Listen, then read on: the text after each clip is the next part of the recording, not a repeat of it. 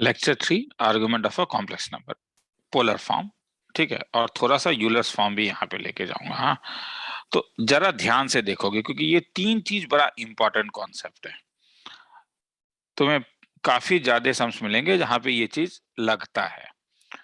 ये सबका स्टार्टिंग होता है एर्गेंट प्लेन से। एर्गेंट प्लेन वो प्लेन है जो 2D प्लेन ही है, बस क्या अंतर होता है कि जेट को जब मैं x प्लस आई वाई लिखता हूं तो इसे एक fx भी दे सकता हूं कि रियल पार्ट x है, इमेजिनरी पार्ट y है। मतलब मैं तुम्हें कह सकता हूं कि क्या तुम रिप्रेजेंट कर सकते हो z is equal to 3+2i को? तुम बोलोगे हाँ सर। कौन सा पॉइंट? 3,2। तो अब जो x एक्सिस है ना उसे तुम लोग रियल एक्सिस बोलोगे, क्योंकि जो ये जो x है वो रियल पार्ट है, ये जो y है इमेजिनरी पार्ट है, इसलिए इसे इमेजिनरी एक्सिस बोलोगे। और ये जो 3,2 है इसका मतलब है ये जो पॉइंट होगा जिसमें x 3 कोऑर्डिनेट होगा, y 2 कोऑर्डिनेट होगा। अब z is equal to -1 minus i, तो इसके करस्पॉन्डिंग जो fx मिलेगा वो तुम्हें -1 मिलेगा, b ले लेता हूं। तो ये तो थर्ड कोऑर्डिनेट में बिलोंग करेगा, मतलब यहां पे कहीं होगा b -1 तो इसका मतलब है कि सपोज सिखाने के लिए अभी मैं सबको फर्स्ट कोऑर्डिनेट में ही अगर लूं तो सपोज ये पॉइंट तुम्हें x और y दिया हुआ है, तो तुम क्या कर सकते हो, O को x एक्सिस से ज्वाइन कर सकते हो। Angle OX anti clockwise positive होता है, क्लॉकवाइज नेगेटिव होता है। ये एंगल सपोज थीटा ले लेता हूं, तो इस थीटा को हम लोग इसका आर्गुमेंट कहते हैं। मतलब अगर मैं तुमसे आर्गुमेंट ऑफ z पूछूंगा तो वो एंगल XOA होगा। क्योंकि ये फर्स्ट क्वाड्रेंट में है तो थीटा तुम बड़े आराम से निकाल सकते हो, ये tan inverse y by X होगा। मगर याद रखो ये तभी होता है जब y पॉजिटिव है और x पॉजिटिव, मतलब अगर मैं फर्स्ट क्वाड्रेंट। OA का लेंथ क्या होगा? ये तो यूक्लिडियन डिस्टेंस है OA का लेंथ, इसलिए OA का जो लेंथ होगा वो होगा √over of x² plus y²। और इसके कंपैरिजन में अगर तुम देखोगे तो ये मॉड z है।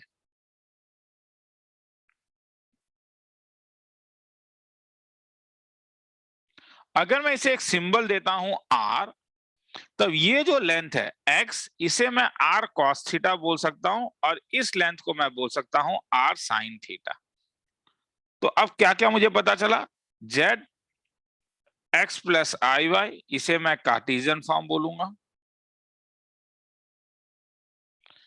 x के बदले क्या लिख सकता हूं, r cos theta plus i into r sin theta. इसमें से r कॉमन ले लेता हूं तो क्या मिलेगा, cos theta plus i sin theta. तो इसको पोलर फॉर्म कह सकता हूं, जहां पे थीटा क्या है, आर्गुमेंट ऑफ z।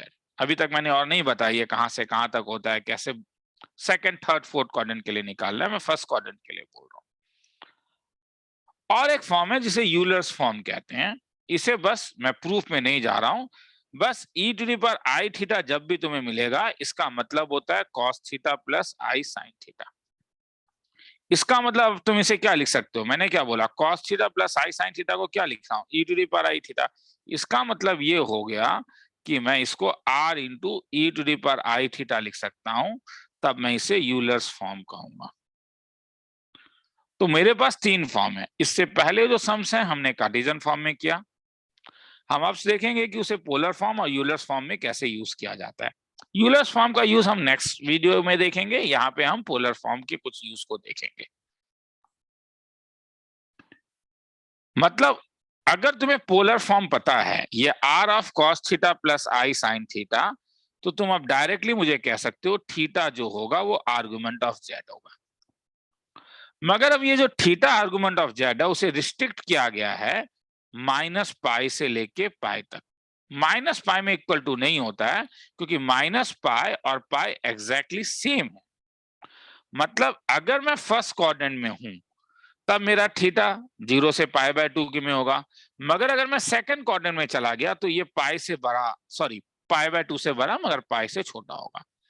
मगर वही जब मैं फोर्थ क्वाड्रेंट में जाता हूं तो क्या होगा, क्योंकि मैं नीचे की ओर क्लॉकवाइज डायरेक्शन में जा रहा हूं तो ये नेगेटिव आर्गुमेंट देगा मुझे।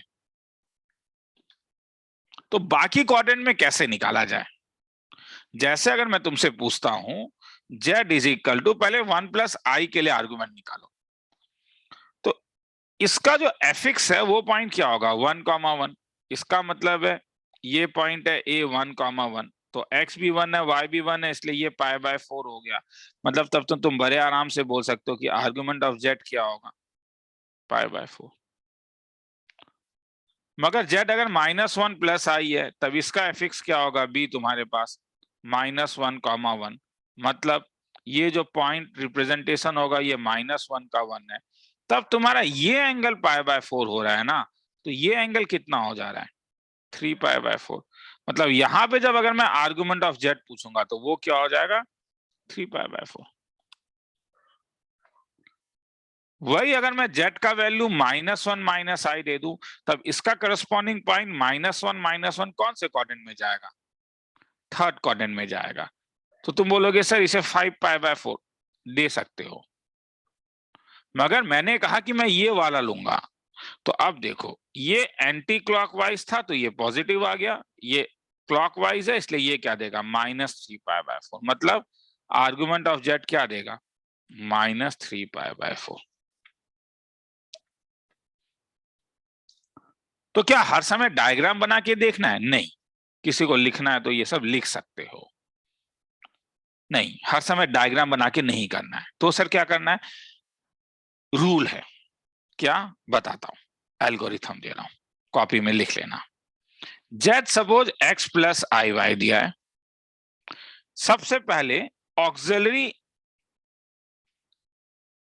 आर्गुमेंट निकालो या ऑक्सिलरी एंगल निकालो, tan अल्फा मॉड y/x, जब मगर अल्फा फर्स्ट क्वाड्रेंट में होना पड़ेगा। Second you will check the quadrant of z, कि z कौन से क्वाड्रेंट में है। अगर तुम्हें फर्स्ट क्वाड्रेंट में मिला, मतलब अगर x पॉजिटिव और y पॉजिटिव, तब थीटा अल्फा हो जाएगा। आर्गुमेंट ऑफ z, मैंने आर्गुमेंट ऑफ z को थीटा लिया है। मगर अगर मैं सेकंड क्वाड्रेंट में हूं जहां पे x नेगेटिव y पॉजिटिव है, तो theta pi minus alpha. Third quadrant में theta minus pi plus alpha, जब x भी नेगेटिव है y भी नेगेटिव है, और x पॉजिटिव y नेगेटिव, मैं फोर्थ क्वाड्रेंट में हूं इसलिए थीटा डायरेक्टली माइनस अल्फा। तो इसे तुम्हारे पास क्या निकल जाएगा, आर्गुमेंट। r तो जानते ही हो क्या हुआ, x² प्लस y²। अगर तुमने ये दोनों निकाल लिया तो z को आप किस फॉर्म में डाल सकते हो, cos theta plus i sin theta, ये इसका पोलर फॉर्म है। किसी को लिखना है तो लिख लो।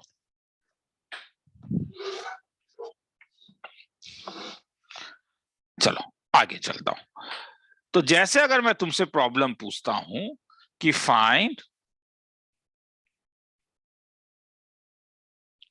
पोलर फॉर्म ऑफ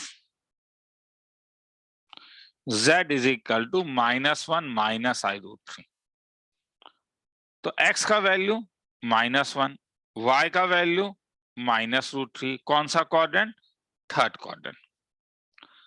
r कोई चिंता नहीं है, ऑलवेज पॉजिटिव है, तो x² प्लस y², तो √1 + 3 का value 2। Auxiliary angle tan alpha mod y/x, तो √3। अब देखो तुम थर्ड क्वाड्रेंट में भी जा सकते हो, मगर मैंने कहा है कि अल्फा ऑक्सिलरी है, वो फर्स्ट क्वाड्रेंट में लाई करेगा इस समय, तो π/3 60 डिग्री। क्योंकि मैं थर्ड क्वाड्रेंट में हूं इसलिए तब आर्गुमेंट ऑफ z क्या हो जाएगा, आर्गुमेंट ऑफ z हो जाएगा -π प्लस अल्फा। अल्फा का वैल्यू मेरे पास ऑलरेडी निकल चुका है, तो ये हो जाएगा -π प्लस π/3 इज इक्वल टू -2π/3। तो थीटा का वैल्यू -2π/3।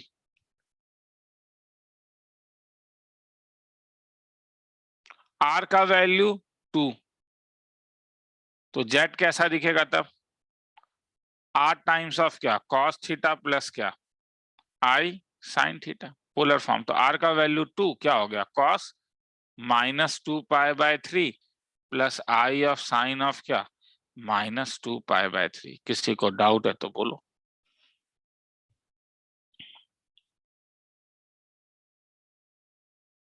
चल आगे चलता हूं।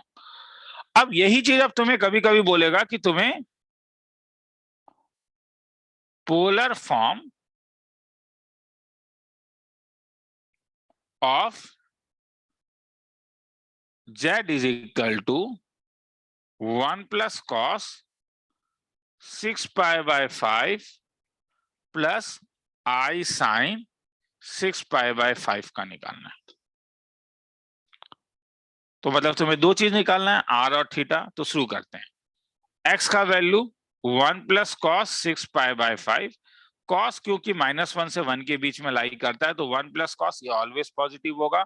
y का वैल्यू साइन 6π/5। 6π/5 पाई से थोड़ा सा बड़ा होगा, थर्ड क्वाड्रेंट में है तो इसलिए ये नेगेटिव होगा। ये तो तुम वैल्यू निकाल के भी देख सकते हो। 6 × 36 degree is equal to 216 degree. तो थर्ड क्वाड्रेंट नेगेटिव होगा।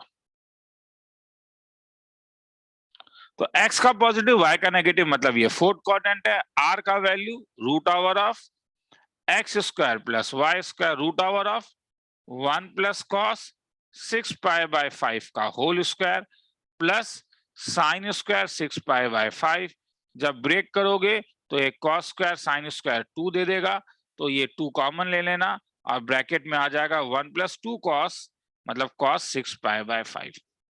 मगर तुम जानते हो 1 प्लस कॉस थीटा देखने से दिमाग में आता है 2 कॉस स्क्वायर θ/2, तो ये √ओवर ऑफ 2 × 2 कॉस स्क्वायर θ/2 मतलब 3π/5। तो हेंस बाहर निकल गया मॉड कॉस 3π/5। मॉड देना इंपॉर्टेंट है क्योंकि 3π/5 जो होता है वो 3 × 36 डिग्री मतलब 108 डिग्री सेकंड क्वाड्रेंट में होता है। तो कॉस 3π/5 नेगेटिव है, तो इसलिए याद रखो कभी भी √ओवर नेगेटिव नहीं होता है, ये हर समय पॉजिटिव होता है, इसलिए मॉड में आया।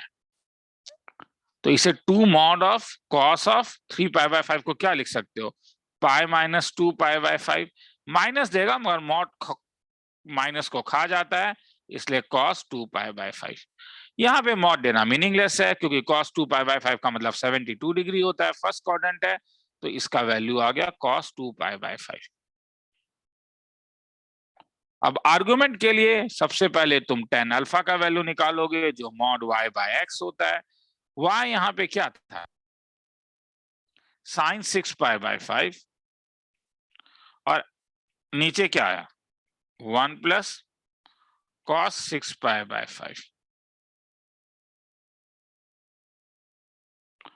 तो क्या कर सकते हो, ऊपर साइन थीटा का एक फॉर्मूला था, क्या था साइन थीटा का फॉर्मूला, 2 साइन θ/2 कॉस θ/2, तो ये क्या हो जाएगा 2 sine 3π/5 cos 3π/5 divided by 1 plus cos 6π/5 क्या हो जाएगा 2 कॉस स्क्वायर, एंगल को आधा कर दो 3π/5, तो ये क्या देगा tan 3π/5।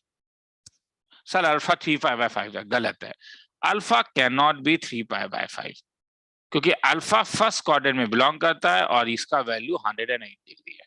तो मतलब दोबारा tan 3π/5 को तुम पाई माइनस 2π/5 लिख सकते हो, मगर ये अब तुम tan 2π/5 देगा क्योंकि मॉड माइनस को खा जाता है। अब 2π/5 क्योंकि मेरा फर्स्ट क्वाड्रेंट में बिलोंग करता है इसीलिए ये tan मॉड हटा देता हूं, 2π/5 tan अल्फा है, मतलब मुझे अल्फा का वैल्यू मिल गया 2π/5। अब मैंने क्या देखा था, मैंने देखा था कौन सा क्वाड्रेंट है मेरा, मैंने ऊपर देखा है कि x जो है मेरा पॉजिटिव है, y नेगेटिव है, मतलब मैं फोर्थ क्वाड्रेंट में हूं। तो हेंस क्योंकि मेरा x पॉजिटिव और y नेगेटिव है इसलिए आर्गुमेंट ऑफ z थीटा जो होगा वो माइनस अल्फा होगा, मतलब -2π/5। तो पोलर फॉर्म क्या था, z is equal to r times of cos theta plus i sin theta. अगर तुम्हें याद है तो r का वैल्यू क्या निकला था, याद नहीं है तो यहाँ पे देख लो, ये r का वैल्यू है 2 cos 2π/5, तो ये 2 cos 2π/5 हो जाएगा और ब्रैकेट में आएगा cos थीटा का मतलब cos -2π/5 प्लस i sin -2π/5। खेला खत्म। ये इसका पोलर फॉर्म होगा। किसी को देखना है तो ध्यान से देखो, फिर आगे चलेंगे।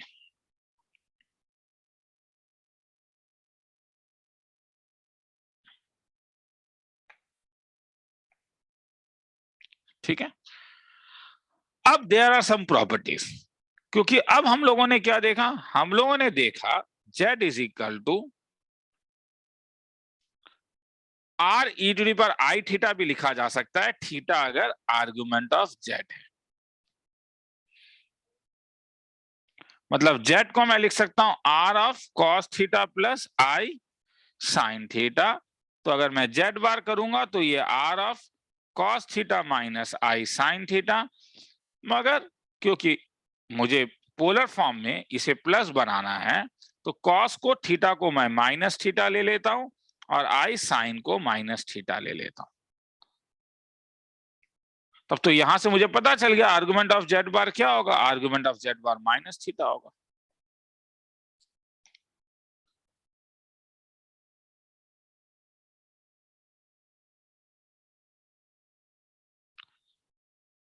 तो hence argument of z bar minus of argument of z होता है अगर मगर थीटा पाई ना हो रे, क्योंकि आर्गुमेंट z जो है वो माइनस पाई से लेके पाई तक था। हाँ, अगर थीटा का वैल्यू पाई है तब z बार में कोई अंतर नहीं होता है। वो तो ऐसे भी नहीं होता है ना रे।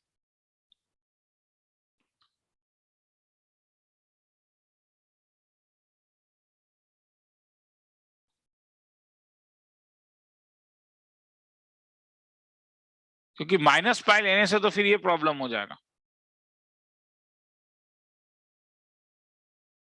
तो इसे तुम आर्गुमेंट ऑफ z ही डाल देना बस। अब थीटा इज इक्वल टू पाई है।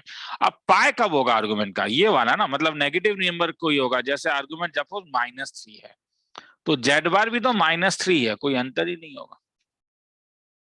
मतलब रियल एक्सिस में तो कॉन्जुगेट का कोई अंतर ही नहीं होता है ना।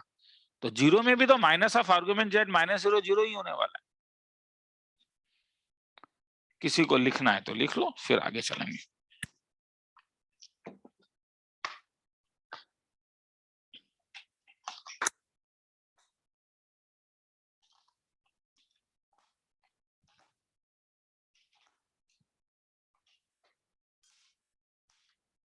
चलो आगे निकलते हैं।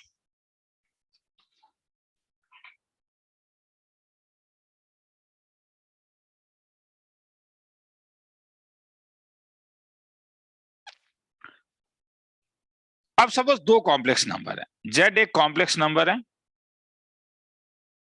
r into E to the power i θ1। तो θ1 क्या हो जाएगा, आर्गुमेंट ऑफ z। z2 एक कॉम्प्लेक्स नंबर है r2 E to the power i θ2। θ2 क्या हो जाएगा, आर्गुमेंट ऑफ z2। तो z1 इंटू z2 क्या हो जाएगा, r1 r2 E to the power i क्या, θ1 प्लस θ2। नहीं क्या, ये दोनों अगर मल्टीप्लाई करोगे तो इसका मतलब आर्गुमेंट ऑफ z1 z2 क्या हो जाएगा। तो देखो लोकल लैंग्वेज में हम बहुत जगह सम सॉल्व करेंगे जहां हम ये लिखेंगे। मतलब इसे तुम क्या लिख सकते हो, argument of z1 plus argument of z2। और मैं कहता हूं कि 80% ऑफ द सम में जब तुम ये फॉर्मूला लगाओगे तुम्हें आंसर मिल जाएगा। मगर ये गलत है। ये गलत इसलिए है क्योंकि हम लोगों ने आर्गुमेंट ऑफ z1 z2 को रिस्ट्रिक्ट कर दिया है कि वो -पाई से लेके पाई तक ही राई कर सकता है। तो बाय चांसली मैंने आर्गुमेंट ऑफ z को अगर 135 डिग्री दे दिया और आर्गुमेंट ऑफ z2 को मैंने 100 डिग्री दे दिया, तब जब तुम आर्गुमेंट ऑफ z1 z2 करोगे तो ये argument of z1 plus argument of z2 जब लिखोगे तो ये 135 प्लस 100 डिग्री मतलब ये 235 डिग्री। तुम्हें गलत नहीं मिला। 235 का मतलब है तुम ऐसे आ रहे हो। मगर प्रॉब्लम ये है कि आर्गुमेंट में हमने रेस्ट्रिक्ट कर दिया इनवर्स ट्रिग्नोमेट्रिक जैसा कि ये वाला एंगल लेगा। तो ये 360 माइनस 235 होगा। तो 360 माइनस 235 कितना हुआ? 230, 130, तो माइनस 125 डिग्री। तो इसका मतलब है, ऐसे को मैं कहता हूं कंपनसेटिंग फैक्टर। मतलब ये गलत नहीं है, मगर कंपनसेट करने के लिए मुझे एक माइनस 360 डिग्री यहां पे डालना होगा। तो मैं फिर से कह रहा हूं, और मेरा हाथ बंधा हुआ है, क्योंकि तुम किताबों में देखोगे रे दोनों से आंसर निकलता है। क्या कि अगर तुम्हें आर्गुमेंट ऑफ Z1 Z2 दिया हुआ है, ये argument of Z1 plus argument of Z2, इसे मैं वीक केस कहूंगा, मतलब इसमें गलती है थोड़ा। मगर अगर तुम उसे एकदम करेक्ट फॉर्म में लिखना चाहते हो, argument Z1 argument Z2 plus twice K pi where K belongs to an integer. Negative भी हो सकता है, पॉजिटिव भी, ये डिपेंड करेगा कि वो -180 से छोटा है या 180 से बड़ा हो गया। ठीक है, तो इसे मैं क्या कहूंगा? कंपेनसेटिंग फैक्टर, और ये तुम्हारे पास स्ट्रॉन्ग केस है। ये दो नहीं, ये तुम जितना भी लगा दो, तुम आर्गुमेंट ऑफ जेड, अब Z1 Z2 Z3 भी अगर लगाऊंगा तो सेम होगा, argument Z1 plus argument Z2, क्योंकि e⁻i θ1 प्लस θ2 प्लस θ3 हो जाएगा। आर्गुमेंट ऑफ Z3 मगर कंपनसेटिंग फैक्टर 2 के पाई, k बिलोंग्स टू i।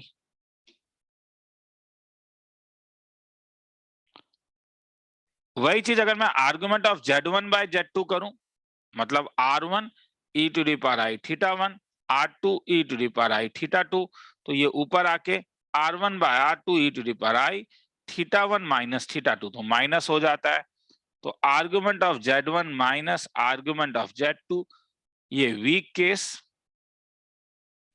और इसी का कंपेंसेटिंग फैक्टर मतलब स्ट्रॉन्ग केस अगर तुम मुझसे पूछेगा तो ये हो जाएगा argument of Z1 minus argument of Z2 plus 2 pi K where k belongs to i।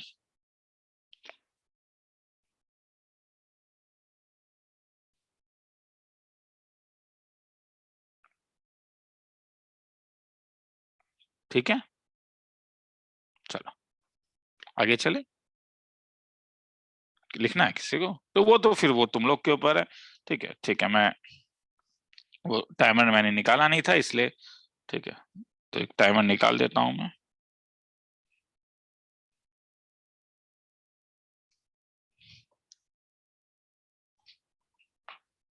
दस सेकंड का एक टाइम दे रहा हूं तुम लोग को।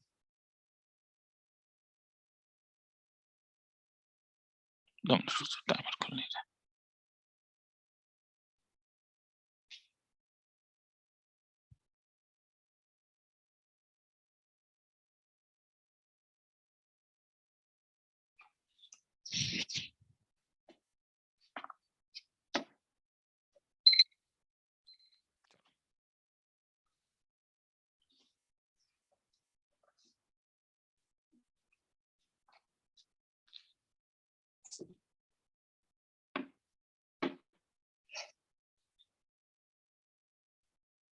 चलो आगे निकलते हैं, तो ये लिखना है। ठीक है, 10 सेकंड।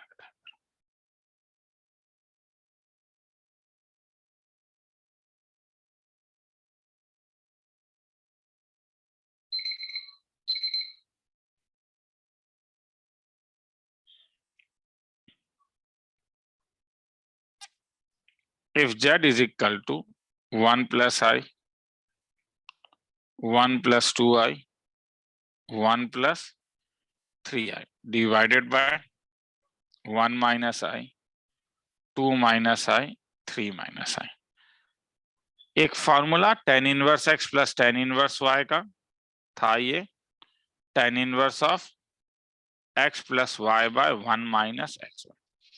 सपोज मुझे आर्गुमेंट ऑफ z निकालना है, तो मतलब मुझे argument of 1 plus i, 1 plus 2i, 1 plus 3i divided by 1 minus i, 2 minus i और 3 माइनस i निकालना है।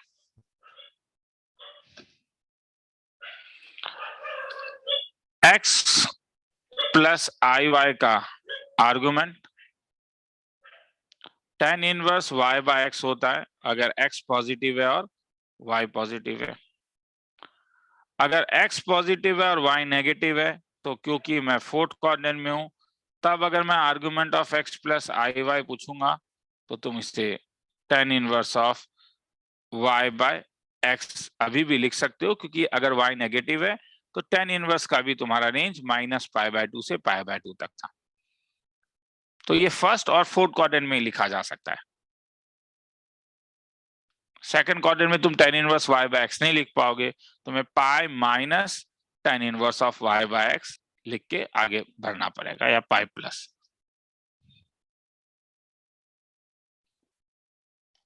तो यहाँ पे ये तब तुम्हारे पास हो जाएगा, अगर तुम करोगे तो argument of 1 plus I plus argument of 1 plus 2i plus argument of 1 plus 3i, क्योंकि ये तीन जो है ये तीन न्यूमरेटर में है और ये तीन डिनोमिनेटर में है, तो साथ में तुम्हारे पास आएगा, मैं इसे नीचे लेके चले जाता हूं, minus argument of 1 minus i minus argument of 2 minus i minus argument of 3 minus I.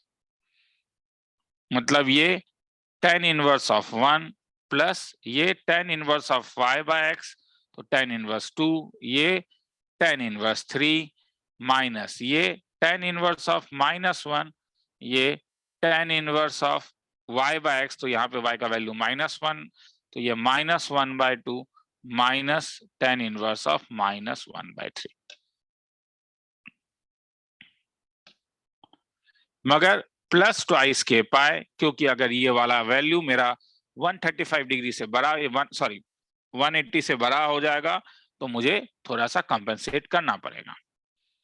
tan inverse 1 का वैल्यू मुझे मालूम है क्या, π/4, tan inverse 2 plus tan inverse 3, tan inverse of 2 plus 3/1 minus 2 into 3, अभी मैं कंपेंसेटिंग फैक्टर नहीं लगा रहा हूं क्योंकि ऑलरेडी मैं यहाँ पे लगा चुका हूं, minus tan inverse of -1 is again tan inverse 1 minus ये plus tan inverse of 1/2 plus tan inverse of 1/3 plus compensating factor 2 k pi. तो ये π/4 प्लस ये tan inverse of -1 plus tan inverse 1 is π/4 plus tan inverse, इस वाले में अगर मैं formula लगाऊंगा तो half plus 1/3/1 minus 1/2 plus twice k pi. π/4 plus π/4 is π/2 minus π/4 plus tan inverse of 1 plus 2 k पाए, मतलब π/2 minus π/4 plus π/4 plus 2 k पाए।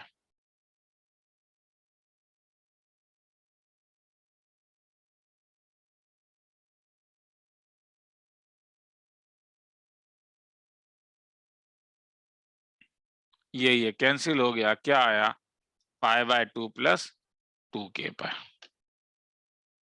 और मैं यहाँ पे कुछ गड़बड़ कर रहा हूँ, एक्चुअली मैं tan inverse 2 plus tan inverse 3 में ये फॉर्मूला डायरेक्ट हमारे पास लगता नहीं था, क्योंकि 2 पॉजिटिव है 3 पॉजिटिव है और ये नेगेटिव आ रहा है, तो इसलिए मुझे आगे पाई जबरदस्ती लगाना पड़ता था। तो यहाँ पे एक एक्स्ट्रा प्लस पाई लगेगा, मतलब एक्स्ट्रा प्लस पाई लगेगा, ये पाई इसके लिए लग रहा है रे, ये पाई, हाँ, तो ये पाई 3π/2 हो जाएगा तब, क्योंकि ये π/2 इसके साथ चला जा रहा है, तो ये 3π/2 प्लस 2 के पाए। मगर 3π/2 तुम जानते हो इस लाइन में आ रहे हो, आर्गुमेंट तो ये नहीं होगा, तो इसलिए आर्गुमेंट जो होगा वो -π/2 होगा, मतलब अगर k का वैल्यू तुम -1 डाल दोगे तो, देखना है तो देख लो, यहाँ पे देखो ये पॉजिटिव पॉजिटिव नेगेटिव, मुझे ये 2 के एक्चुअली में 2 के पाया ही वो, ठीक है, मैं गड़बड़ कर रहा था, ये असल में पाई का मल्टीपुल है, मगर यहाँ पे केवल पाई आगे लगता है और ये इवन मल्टीपुल ऑफ पाई है, तो ये कंपेंसेटिंग फैक्टर इसके साथ नहीं मिल पाएगा। हम तो ये इसका प्रोसेस है, ठीक है, चलो आगे चलते हैं, किसी को लिखना है तो लिख लो।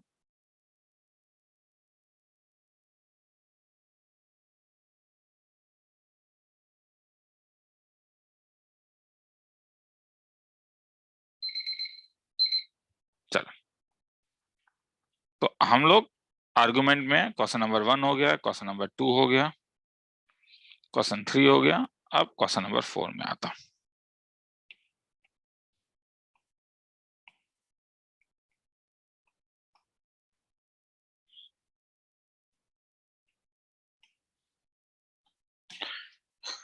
Let Z and W be two non-zero complex numbers such that mod Z is equal to mod W. Question 10 second दे रहा हूँ, क्वेश्चन को एक बार पढ़ के देखो, मतलब स्टॉप करके argument Z plus argument W, तुम्हें Z का वैल्यू निकालना है।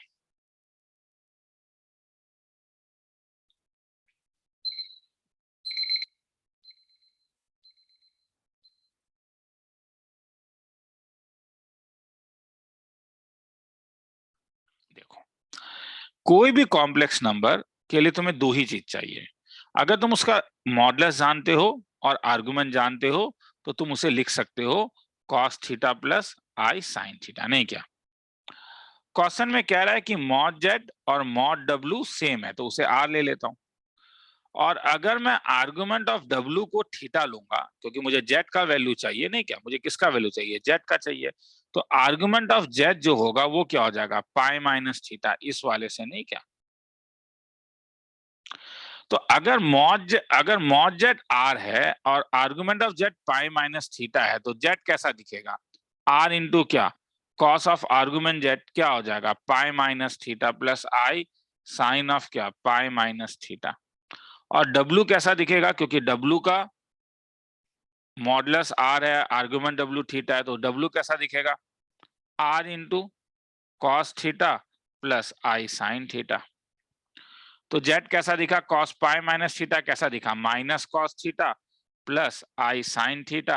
और डब्ल्यू कैसा दिखा, आर ऑफ क्या, कॉस थीटा प्लस आई साइन थीटा। तो क्या ये तुम ध्यान से देखो, क्या ये वाला जो क्वांटिटी है ये डब्ल्यू बार है, नहीं है, क्यों, क्योंकि वो डब्ल्यू कॉन्जुगेट जो होगा कॉस थीटा का साइन चेंज नहीं करेगा, साइन थीटा का साइन चेंज करता है। मगर यहाँ पे तुम देखोगे कॉस के आगे माइनस है, साइन के आगे प्लस है, तुम बोलोगे सर कोई बहुत बड़ा बात थोड़ी ना, ये माइनस डब्ल्यू बार हो जाएगा। तो option D star mark already है उसमें। किसी को देखना है तो देख लो, फिर आगे चलता हूं।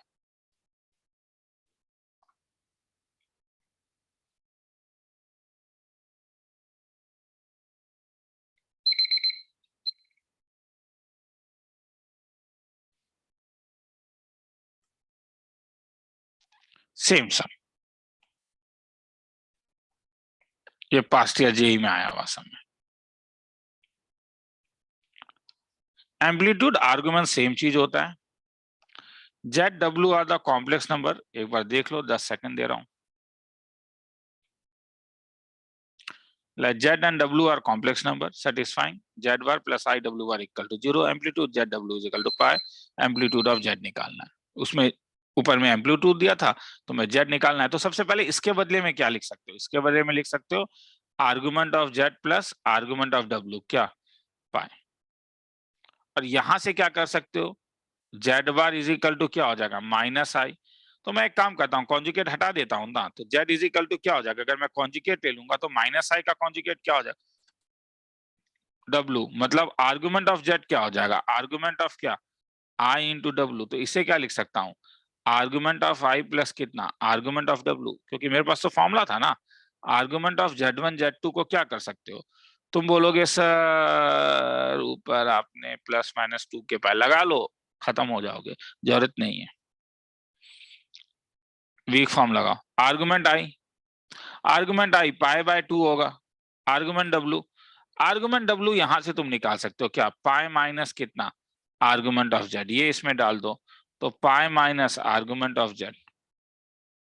तो ये अगर इस साइड आ गया तो two times of argument of Z is equal to 3 pi by 2, मतलब आर्गुमेंट ऑफ जेड क्या, 3 पाई बाय 4, खेला खत्म।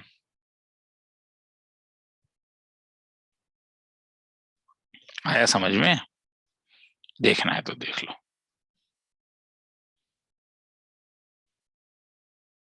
5 सेकंड का एक टाइमिंग देता हूं।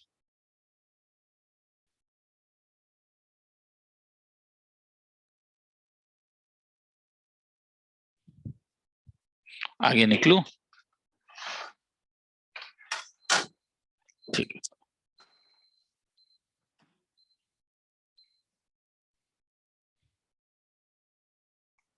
लास्ट, अब कभी कभी इस टाइप से मॉडुलस में कुछ तुम्हें दिया रहेगा, तो इसका एल्गोरिथम है भैया, टेक, एक सुंदर सा एल्गोरिथम है, that is known as take polar form if problem is about argument। मैं ये नहीं कह रहा हूं ये 100% ये काम करता है, और मैक्सिमम टाइम काम करता है। तो यहाँ पे क्योंकि तुम्हें दिया हुआ है आर्गुमेंट ऑफ जेड, ये तुम्हें इसका मतलब दिया हुआ है, तो एक काम करते हैं, Z1 का पोलर फॉर्म ले लेता हूँ R1 cos θ1 plus I sin θ1। Z2 का वैल्यू ले लेता हूँ R2 cos θ2 plus I sin θ2। तो Z1 प्लस Z2 मेरे पास हो जाएगा, रियल पार्ट क्या होगा, ये रियल पार्ट तो रियल पार्ट के साथ ऐड करेगा, तो ये R1 cos θ1 plus R2 cos θ2 plus I sin times of R1 sin θ1 plus R2 sin θ2।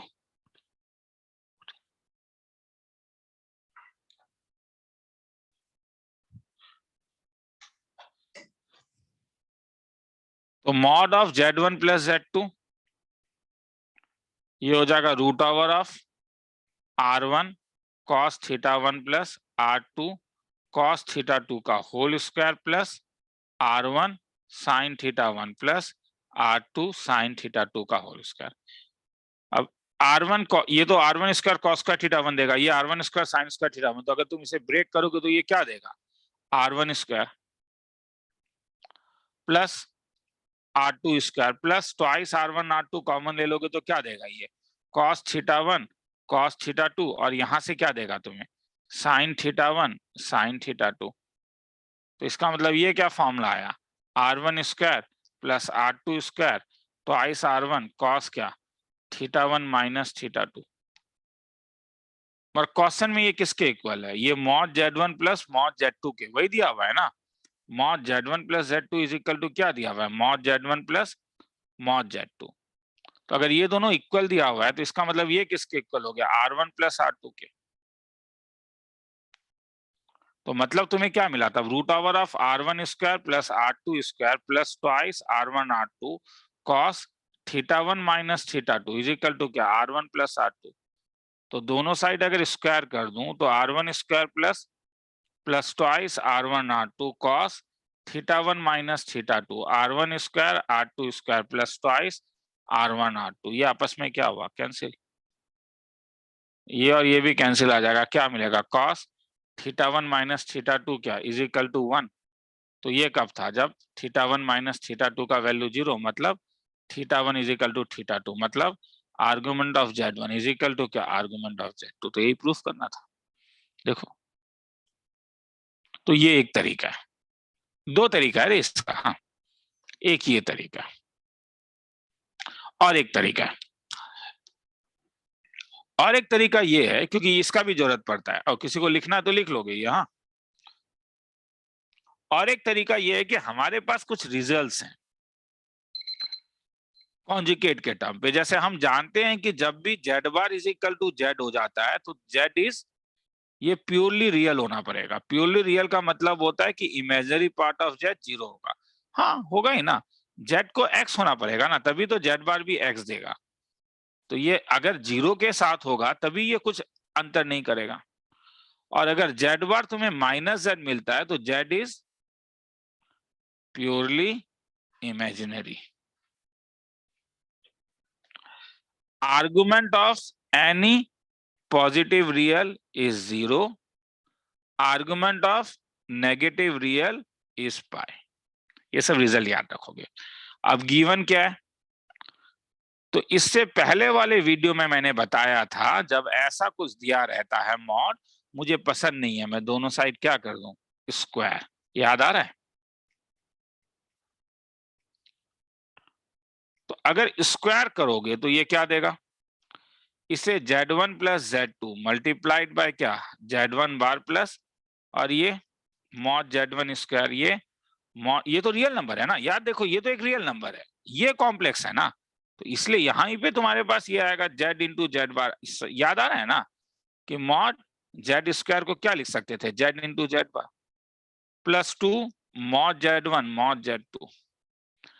तो अगर मैं इसे ब्रेक करूंगा तो ये Z1 into Z1 bar, Z1 into Z2 bar, Z1 bar Z2 into Z2 bar is equal to Z1 square क्या हो जाएगा, Z1 into Z2 bar, Z2 into Z2 bar plus 2 mod Z1 mod Z2। क्या फायदा, ये और ये cancel, तो क्या मिला मुझे मिला Z1 Z2 bar plus Z1 bar Z2 is equal to 2 mod Z1 mod Z2। मैं दोबारा दोनों साइड स्क्वायर कर देता हूं क्योंकि मुझे इस मॉडुलस को हटाना है। स्क्वायर करूंगा तो डायरेक्टली लिख रहा हूं Z1 Z2 बार का whole square plus Z1 bar Z2 का whole square plus 2 times of Z1 bar Z2 bar, इसका 4 times of mod Z1 square mod Z2 square. मगर इसे क्या लिख सकता हूं, Z1 बार Z2 बार। और ध्यान से देखो ये टर्म और ये टर्म सेम है, तो ये अगर इस साइड लेके आ जाऊं तो ये Z1 Z2 का whole square, Z1 bar Z2 का whole square minus 2 Z1 bar Z2 bar equal to 0। इसका मतलब Z1 Z2 बार माइनस Z1 बार Z2 का होल स्क्वायर 0। कॉम्प्लेक्स नंबर में भी अगर होल स्क्वायर 0 है तो भैया एक ही पॉसिबिलिटी है, माइनस Z1 बार Z2 इक्वल टू 0। खेला खत्म। क्यों, क्या मिला तब, Z1 Z2 bar equal to Z1 bar Z2। मतलब अगर तुम इससे Z2 को नीचे और इसे यहां ले आओगे तो Z1 by Z2 is same as Z1 bar by Z2 bar. मतलब जगह नहीं है तो Z1 by Z2 bar is equal to, तो हेंस इससे क्या पता चला कि Z1 बाय Z2 इज क्या, रियल।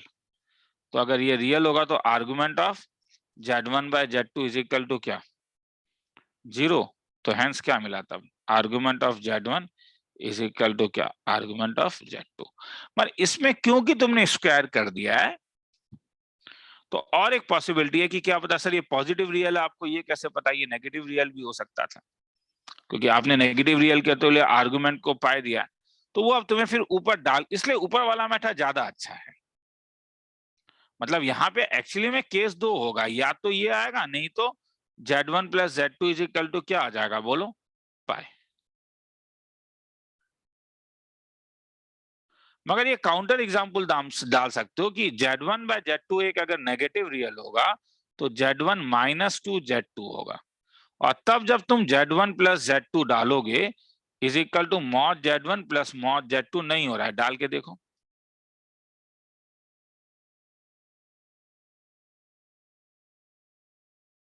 तो तुम्हें इस टाइप से इस चीज को हटाना पड़ेगा। ये प्रॉब्लम क्यों हुआ, क्योंकि तुमने यहाँ पे चीजों को स्क्वायर किया है।